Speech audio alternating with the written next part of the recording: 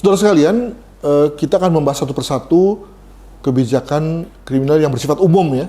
Dengan kata lain, kebijakan yang bisa mengatur banyak hal, tapi lalu kemudian juga sebagai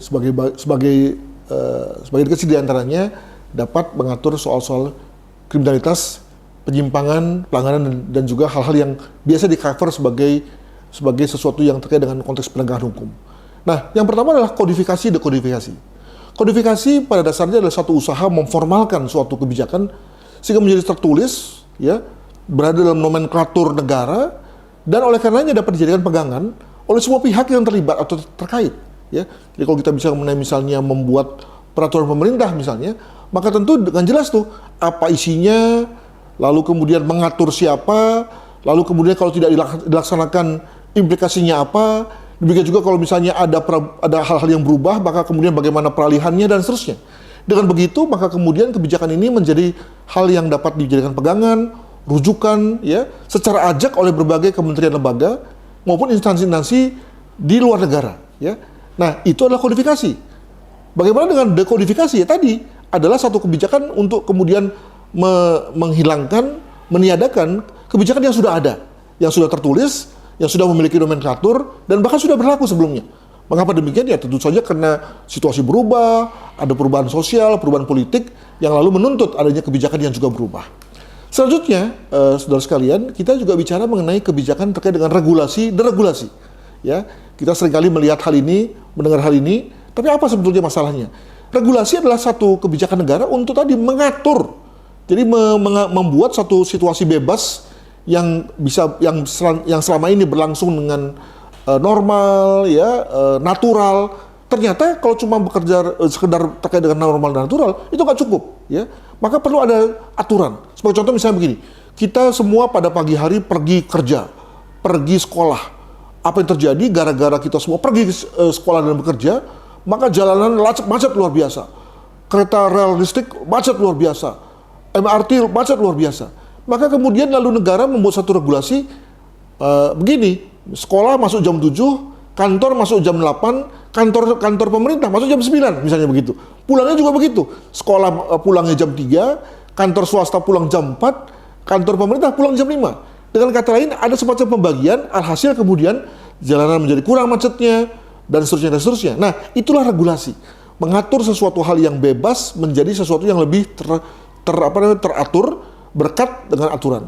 Bagaimana dengan deregulasi? Ya sebaliknya. Ya sesuatu yang tadinya diatur, tapi kemudian sekarang sudah dibebaskan lagi. Jadi kalau tadi kita bicara mengenai jam kerja yang diatur agar kemudian lalu jalan menjadi tidak penuh, tidak padat. Tapi ada kalanya misalnya kita bicara mengenai situasi menjelang hari libur, ya, atau menjelang hari raya. Maka ya nggak perlu diatur. Kenapa? Karena biasanya pada saat menjelang hari raya, hari libur itu kemudian tidak ada situasi di mana jalanan penuh. Karena tadi tidak semua orang masuk sekolah dan seterusnya. Ya. Selanjutnya adalah kita kaitkan dengan kebijakan yang terkait dengan birokrasi, debirokratisasi. Birokrasi, debirokratisasi. Kita bicara mengenai suatu kebijakan di mana program atau strategi dilakukan dan ditangani oleh birokrasi. Jadi tekanannya adalah pada siapa yang menjadi drivernya, pihak mana yang menjadi pelakunya dalam hal ini birokrasi. Dengan kata lain, saudara sekalian, ada kalanya suatu kebijakan kriminal itu lalu dikaitkan dengan peran pihak lain, peran masyarakat, swasta. Tapi dalam hal ini ketika kita bicara mengenai birokrasi, debirokratisasi, kita bicara mengenai bahwa yang menjadi pelakunya, pelaksananya adalah birokrasi sebagai satu tangan kanan negara.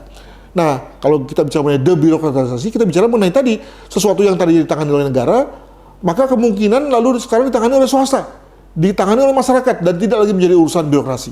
Ya, nah. Lalu kemudian ada lagi kebijakan terkait dengan federalisasi otonomi. Federalisasi otonomi.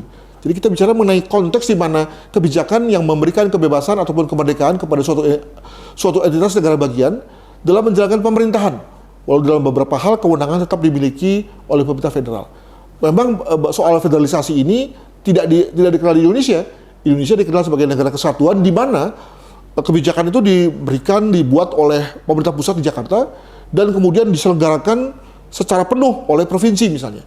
Nah, kalau kita bicara mengenai federalisasi, kita bicara mengenai adanya situasi negara bagian di mana dia menjadi negara yang bisa mengurus dirinya sendiri, ya. Walaupun pada beberapa hal kemudian lalu diurus oleh pemerintah pusat. Nah, lawan ya, bukan lawan sebenarnya, tapi suatu perbedaan daripada federalisasi adalah otonom. Di mana otonomi bukan dalam konteks kerangka negara bagian, tapi adalah konteks sebagai bagian daripada negara kesatuan, namun kemudian dia diberikan kewenangan untuk mengurus beberapa hal. Ya, jadi kalau pada federalisasi kita bicara mengenai suatu kemerdekaan penuh, maka pada sisi yang lain otonomi adalah satu situasi merdeka penuh ya secara pembuatan kebijakan, namun masih dalam kerangka negara kesatuan. Nah ini adalah suatu konteks kebijakan umum yang lalu kemudian pada satu dua hal diantaranya mengatur soal kebijakan kriminal.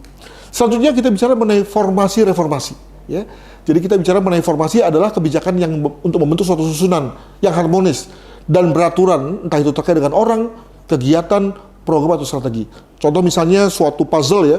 Suatu puzzle itu kemudian umumnya tidak beraturan kan pada waktu kita menyusunnya, warnanya macam-macam, letaknya macam-macam, maka kemudian kita memformasikannya, mengaturnya menjadi hal yang menarik ya, merah-merah semua, biru-biru semua dan seterusnya. Nah, situasi-situasi yang tadinya kacau dan kemudian kita buat rapih melalui kebijakan, itulah formasi.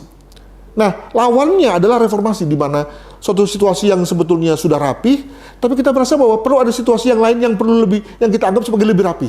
Itulah reformasi, ya. Atau ada kalanya, ada kemungkinan juga suatu situasi yang kacau, disorder, disarray, kemudian kita adakan suatu perapihan, maka itu juga dapat disebut sebagai reformasi. Nah, banyak sekali kebijakan yang kemudian kita sebut sebagai formasi-reformasi. Contoh misalnya di bidang keuangan, di bidang moneter, yang lalu kemudian dampaknya secara sebagian itu kemudian menyentuh pada konteks kriminalitas ya, sehingga tadi kita katakan sebagai kebijakan umum di mana kemudian berdampak pada masalah kriminalitas dan penyimpangan sebagai bagian daripadanya. Kita berhenti dulu dan kita tunggu setelah ini.